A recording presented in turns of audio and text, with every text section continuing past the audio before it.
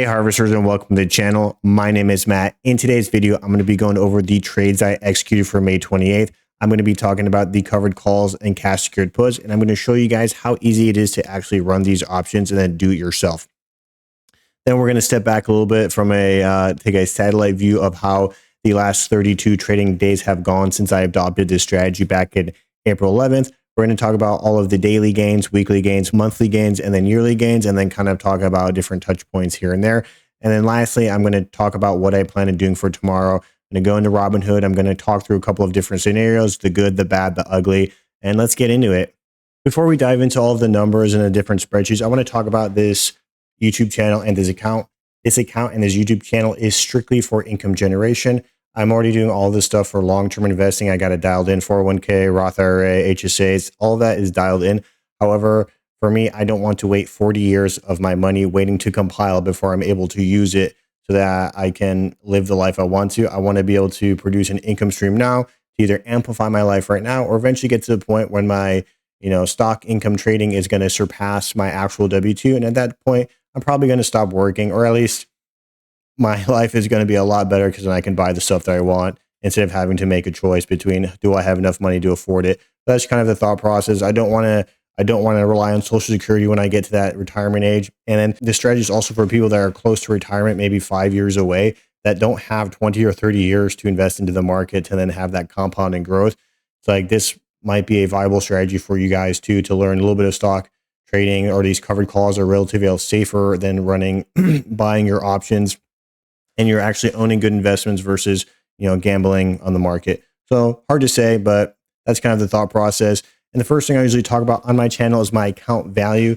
It's more so a sign of transparency that I am an investor and I'm in the trenches with you guys, and you guys are going to see the account go up. And then on the red days, you're going to see the account go down. I'm going to try to make videos every single day, unless life gets in the way or work gets in the way. But here we go. Account is currently valued at $159,874.62. Now let's head over to the spreadsheets and talk about the trades I executed for May 28th and then some of the considerations. So let's go over there. All right, guys, let's talk about May 28th and the different option strategies I adopted. So I ran 2 covered calls on the SPY and then 2 cash secured puts on the QQQ. To run a covered call against the SPY, you need to own 100 shares. 100 shares is one options contract. And because I own 200 shares of SPY, I'm able to run 2 options contracts.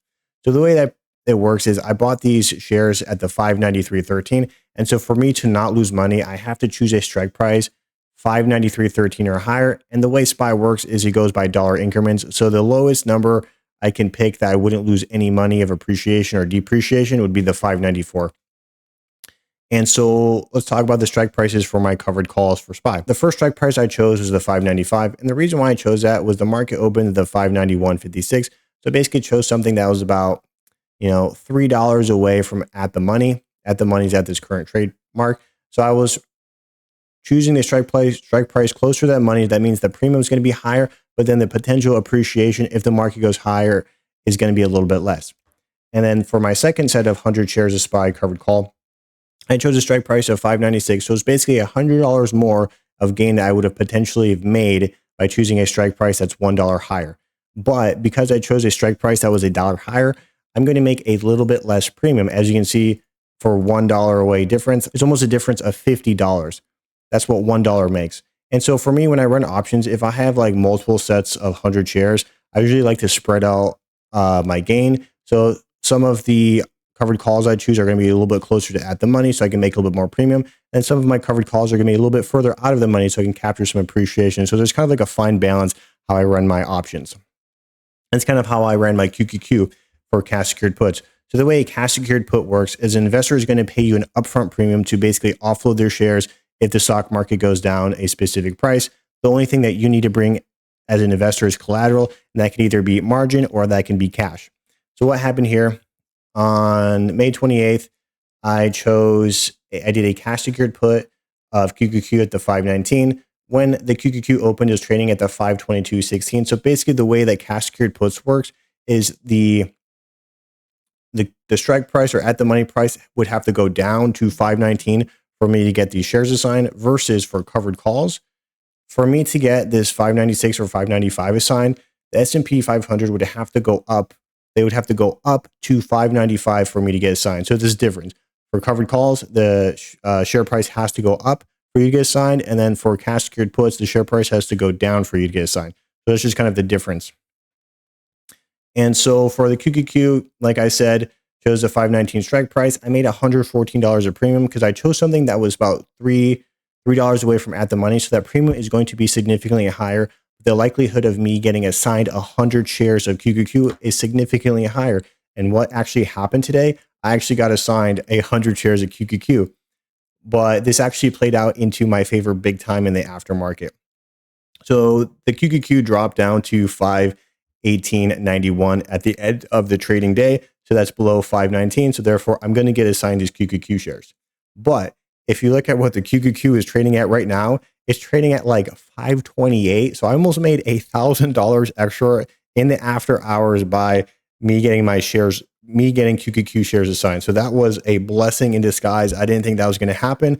So what I plan on doing tomorrow, first thing when the market opens, I'm doing at the money covered call at the QQQ at that 528. Once we get to the Robinhood, I'll kind of show you what I'm talking about, but that's just throwing that out there as a number. And the second set of QQQ cash secured put I ran, I chose the 516 strike price. And as you guys can see, that's about, $6 away from where it was trading at when the market opened. So the likelihood of the QQQ dropping down to 516 was significantly less. So I only made $44 of premium. So the premium was a lot less because the likelihood of the strike price hitting was a lot less. And then at the end of the trading day, it expired worthless. And then for my IWM, it's trading at $210 a share, and I hope it gets assigned because I kind of want to offload IWM. IWM is the small cap, the Russell 2000. I thought I was going to use this as like a cheaper way of running dailies, but I would rather just put that $20,000 and set it aside as like margin buffer or collateral for me running my QQQ strategy or my SPY strategy. That's just kind of like my thought process. Hopefully they get assigned, but if the market goes down, whatever, it is what it is.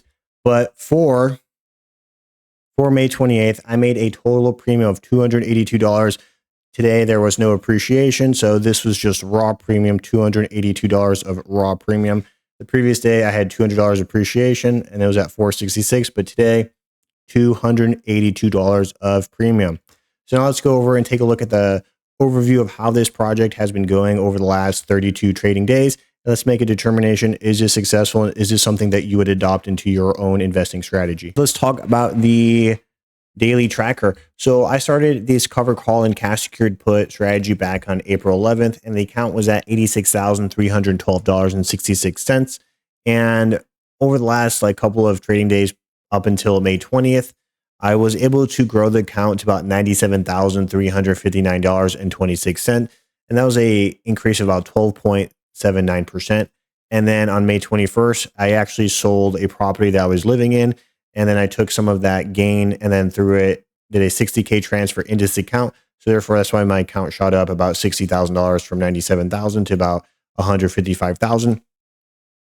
And the way I come up with this 9.16% is I actually use this number up top here. So Robinhood, the way it works is the money you put in is added on top of what your account value was. So I just added $60,000 to this $86,312 to make $146,312.66. So pretty much all of my percentage calculations are going to be based off how much money I put in. And this number in the white is how I track that. So currently for the last 32 trading days, even with a $60,000 transfer of money into the account, I'm up 9.16%. And for May 28th, like we said, made $282. And over the last 32 trading days, I made $9,894.53. So that is quite a good chunk of change for 32 trading days. If you look at the trade win percentage, I'm winning 96.88% of my trades. Had 31 winning days, 1 losing day. And then let's talk about the average premium per day. So the average premium per day I'm making is about $309.20. If you look at the average premium, it's about $1,413.50.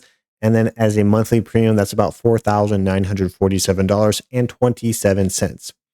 In the yellow here, I have came up with a little bit of estimates. This might be a little bit too optimistic, but end of the day, a man can dream. So we're just going to go with these numbers. And the way I calculated this average yearly premium is I just took the weekly premium and then multiplied it by 52 because there's 52 weeks in a year.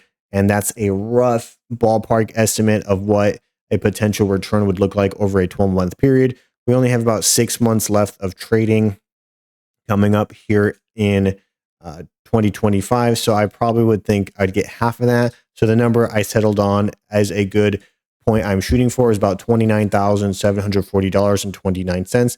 We're currently at that $9,894. So we are well on our way to achieving this goal. So that's kind of my short-term goal. Long-term goal, for me to stop working, I probably would need about $15,000 a month. Kind of a lot, but hey, lifestyle creep is a serious thing. Okay, now let's go over to the weekly tracker. Going over the weekly tracker, of the last 8 trading weeks, 7 of them we have fully completed, and then 6 of them were winning days. 1 of them was a bad week. And then currently for the present week, week number 8, we're at $748 again after just 2 trading days. So that's kind of nice. For the monthly tracker, when I first started this in April, I only made about $2,289.53. And in the month of May, we are blowing past that to almost 3, coming up on almost 4 times that amount. We're at $7,605. So maybe in 2 more trading days, we can pump it up to like $400 and make it a nice clean $8,000. That'd be kind of nice. And for the yearly tracker, we already talked about it. We made $9,894.53. Since changing my strategy back in April 11th, I used to be heavily invested into high income ETFs because I like the idea of just having a weekly income come in to your account and then you didn't have to do anything. But the problem with the high income ETFs is the NAV erosion. I was not really a fan of it. And then once a high income ETFs went down a certain price because of like market conditions, like tariff stuff or whatever, for it to go back up is almost going to be an insurmountable task. So therefore, I kind of came to that realization on April 11th, and I just sold out of all of my high income ETF stuff. And I'm like, I'm just going to run safe covered call options. I'm going to invest in actual good investments. That's why I only invest in the SPY or QQQ or just Amazon or NVIDIA stocks that are like good investments that over time, they're going to stand the test of time. So that's just kind of my philosophy. This whole point of this covered call strategy and this cash secured put strategy is invest in the good stuff. Like there's plenty of stocks out there that have high volatility that are going to give you a good premium, but they're not actual good investments. So that once you get assigned on that investment, you might lose a lot of money. So just throwing that out there for word of the wise, caution to the young bucks out there that want to make a quick buck. It doesn't always work that way. Sometimes you have to be patient. Sometimes you need to have a little bit of money to make some money. So just be patient, buy the good stuff. And then once you buy the good stuff, then start adopting a strategy. But if you invest into other stocks like a Tesla, an NVIDIA, an Amazon, a Google, you can run options on them too, like covered calls and cash secured puts. But personally for me, I like running daily. So that's why I use this SPY and the QQQ. But let's go over to Robinhood. I'm going to talk about what I plan on doing for tomorrow and some of the considerations. We're going to talk about how to run options for covered calls and cash secured puts. So let's go over there. All right, guys, now that we are back at Robinhood, let's head over to SPY and let's start talking about the covered calls I plan on running for tomorrow. Go to SPY, and then we're going to press on my favorite button of all time. See this trade SPY options. You press on this button, money starts showing up in your account. It's kind of crazy. As I'm going to do on every single one of my videos for any of the new subscribers, see this buy call option, don't do it. That's a way for you to potentially lose money. And if you do something like this, you as an investor are fitting the bill up front. And then if your option doesn't go your way, you're losing money to time decay. So I highly recommend just running safe covered calls and cash secured puts. 90 to 95% of options investors that do buy calls don't actually make money. The hedge funds are the ones that run that stuff. As a retail investor, just do the safe stuff. So the safe stuff is sell call. That's how you run a covered call. You do a sell call. So for me, I run daily, so I make sure I choose a strike price that is of the day. And let's take a look at the current share price. So currently, this SPY is trading at this $597.31. Because my buy-in cost, my dollar cost average point is $593.13, I can pretty much choose any strike price around here and be very profitable. I don't know why these options are so low right now. In the morning, in the pre-market, these options are going to change or when the market opens, but let's just kind of choose one of these and play devil's advocate. So usually whenever I run my options, starting from at the money, I'll choose something about $3 away. So we'll start maybe with this $600. What's the delta? A 0.037. Yeah, I think this portion isn't going to be too accurate because the market's going to change tomorrow. But let's just kind of run through it. Let's just kind of talk through the scenario. So say, for example, usually for me, I'll choose something about $3 away. So let's select this $600 strike price covered call for SPY. The investor is going to pay you this upfront premium of $9 to lock in selling your shares that you own at this $600 mark. So the way this works is investor pays you that upfront premium. If the S&P 500 never goes close to the $600, you basically keep that upfront premium that investor gave you, and you get to rinse and repeat. You get to keep your shares good to go. However, if the S&P 500 goes up to 600 or higher, kind of what I was talking about the spreadsheet, you're going to have to sell your shares at this $600 mark, which isn't necessarily a bad thing. For me, in this account, I'm wheeling and dealing all the time, so that's not really like a negative thing. However, you do lose potential gain if the market blows past the $600 mark. So say it goes up to like 610. So you theoretically lost about $1,000 of appreciation you lost $1,000 of gain because you wanted an upfront premium and then you locked in selling your shares at $600 a share, or that strike price of 600. So that's kind of how that works. And that's kind of like the downside. The other downside is you can lose potential gain, but the other downside is say you bought in at this 597.42 and then the market tanks, and then you start having to sell covered calls at like this 590, so almost $7 away, $8 away. You're going to be selling bad premium. Like you're so far away from the money that the amount of premium you're going to be getting is very low. And so this is going to beg the questions like, do you want to choose a strike price that's a little bit closer to at the money, but then you risk having your shares assigned at a loss? Personally, for me, my philosophy is I'm trying to do safe investments. So I usually won't choose anything that is below my dollar cost average mark. However, if it's more than a week, more than 2 weeks, and a month, and you're just getting bad premium, maybe you might start getting a little bit more risky, but I definitely have to wait a little bit and give the market time to recover back. So just kind of food for thought. So for tomorrow, the first option I'm going to run probably $3 away. I usually don't like using even numbers like 600s or 95s, but I think tomorrow, if one of my 100 shares of SPY, I'll choose a 600, and the second 100 shares of SPY, I'll probably do the 601. So I'd probably run these two. Premium's going to be a little bit higher as long as the share price stays this high. Okay, that's kind of my thought process for my covered calls. Now let's head over to QQQ and talk about the cash secured puts, because that's what I plan on doing for tomorrow.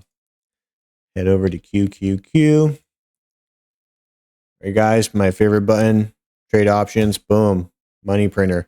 All right, but I do want to call out one thing. I am getting assigned 100 shares of QQQ either today or tomorrow. And so right now the QQQ, like I mentioned, is trading at the 529. I had it assigned at the 519. So I pretty much made 519 all the way up to 529. So almost made $1,000 of appreciation in the after hours as long as this number holds in the market tomorrow. So what I plan on doing is I'll probably choose this 530 strike price, choose it, and then try to sell this covered call so I can offload that money, realize that $1,000 gain before the market goes down. That's kind of my thought process for the 100 shares of QQQ that were assigned from a cash secured put. But then with that being said, I'm going to run 2 cash secured puts just as I normally do every single day. So QQQ is trading at this 529.30 because there was a significant spike up. I'm probably going to be relatively conservative when it comes to running these cash secured puts. So I'll probably start with choosing a strike price that's $5 away from at the money. So I'll probably start looking at 525 or 524. Depends on what the premium looks like. Depends on what the delta looks like in the morning. So I'll probably choose something at this 525. And if it's a decent premium, I'll probably choose something a little further away. Maybe this 522. So that's kind of the two I would choose. But let's talk about like the actual scenario.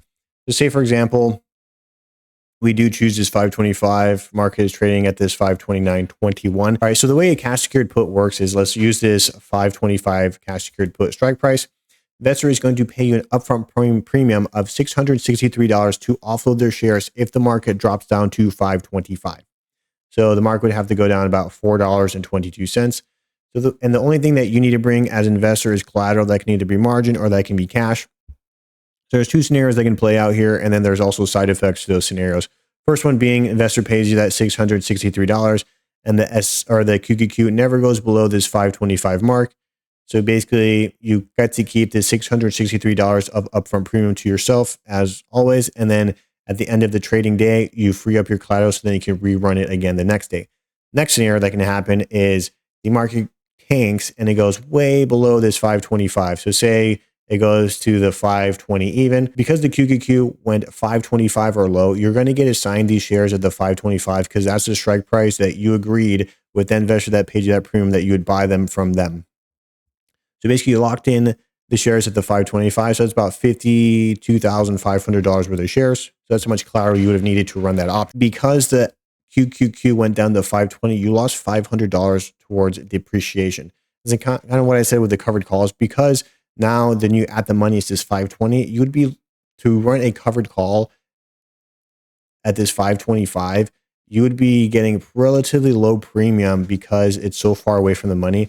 So kind of like what I said earlier, you can either wait for the market to recover or you're risky and then you choose a strike price a little bit closer to this 520, maybe this 523, and hope the market doesn't go past that point fast enough. And if it does, you might have to roll it. You might have to buy the option back. There's a lot of risk involved. I personally would wait a little bit for the market to recover where it needs to go. Usually I'm always bullish on the market. Take that with a grain of salt. Yeah, I think that's it for all of the downsides for cash secured put. Let me know what you guys think about this video. It's just a quick down and dirty of what I did today, how the project is going the last 32 trading days. And I hope your accounts are growing just as good as mine are. Mad out, and I will see you in the next video.